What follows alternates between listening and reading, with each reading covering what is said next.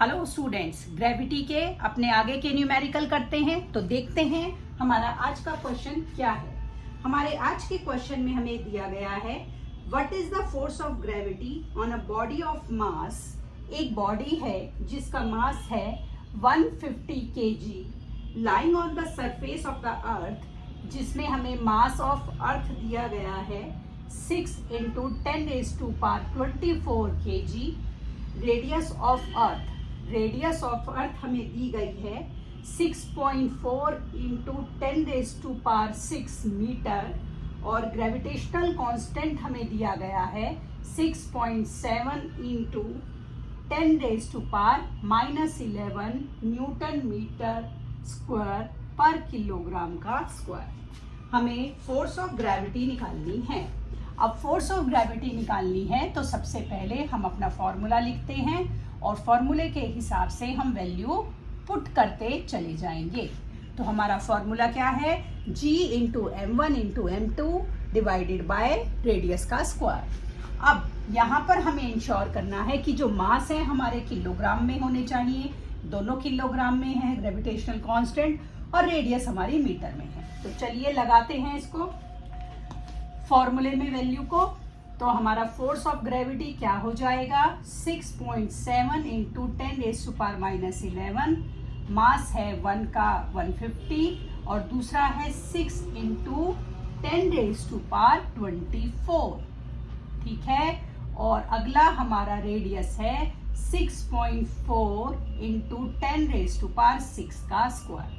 अब इतनी बड़ी डिजिट है तो हम इसको ध्यान से करेंगे। तो सबसे पहले मैंने इन दोनों को मल्टीप्लाई करा तो कितना हो गया 900, 10 की पावर -11 और +24, डिनोमिनेटर स्क्वायर है 6.4 × 6.4। जब इस तरह ब्रैकेट हो और पावर हो तो दोनों मल्टीप्लाई हो जाते हैं, तो 10 की पावर हो गई 12, ठीक है। अब हमारा ये आ गया 6.7 × 900, ये आ जाएगा 8 - 1 + 10 की पावर 3, 6.4 × 6.4। और ये जो अब हमारा 10 की पावर 12 है, इसको अब ऊपर ले जाइए क्योंकि ये यहाँ पॉजिटिव था, ऊपर जाकर माइनस हो गया। क्या हो गया 6.7 × 900, 10, 6.4 × 6.4। अब हमने क्या करा, एक डेसिमल से इस डेसिमल को हटा दिया, ठीक। 67 × 900 × 10/64 × 64। अब आप बड़ी क्लास के बच्चे हैं, इतनी कैलकुलेशन आपको खुद करनी पड़ेगी।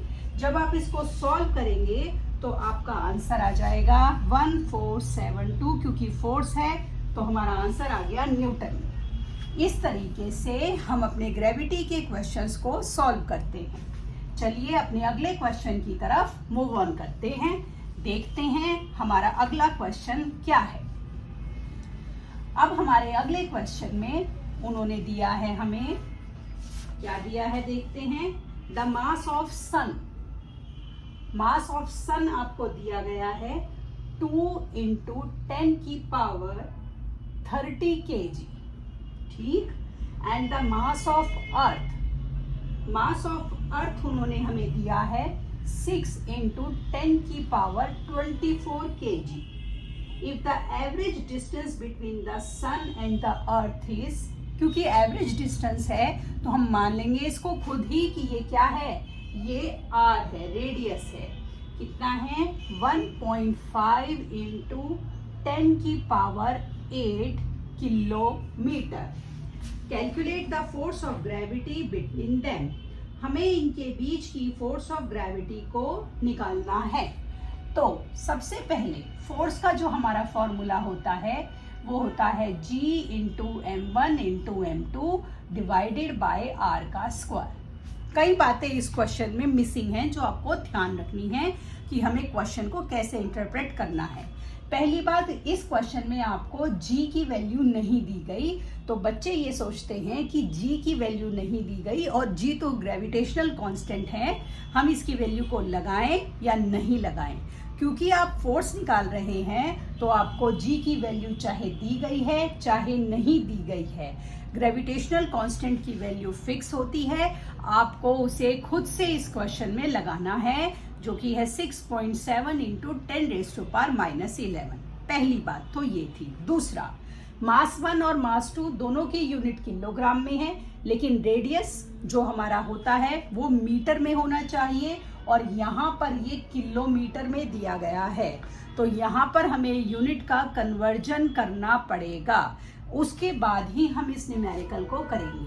तो 1 किलोमीटर में 1000 मीटर होते हैं, इसे मैं 10 की पावर 3 भी लिख सकती हूँ।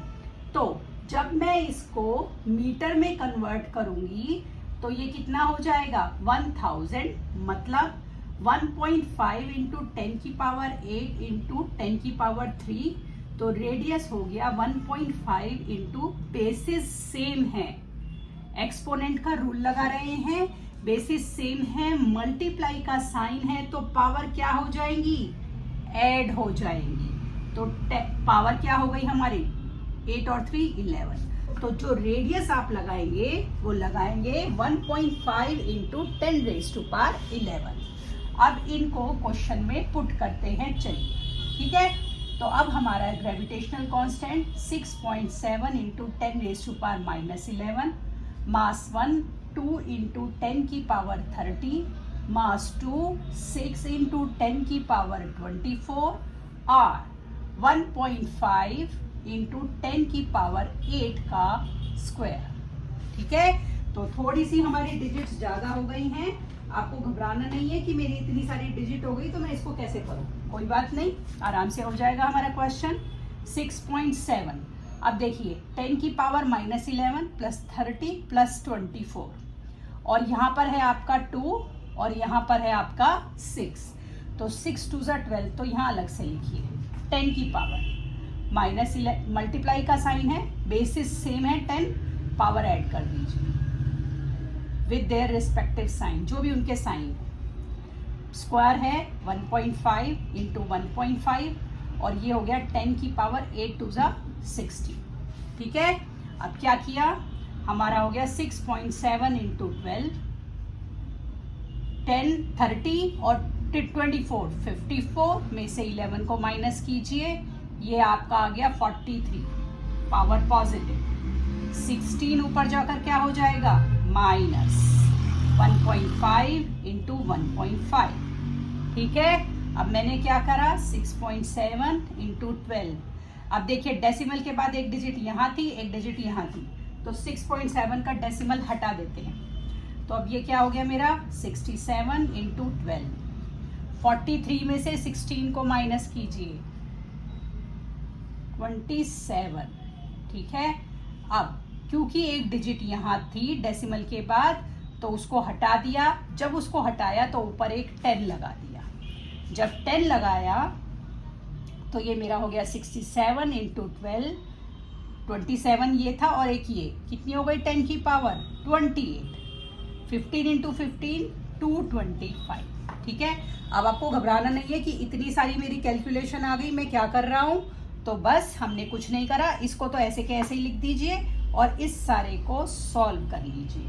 जब आप इस सब को सॉल्व करेंगे तो आपका आंसर आ जाएगा 357।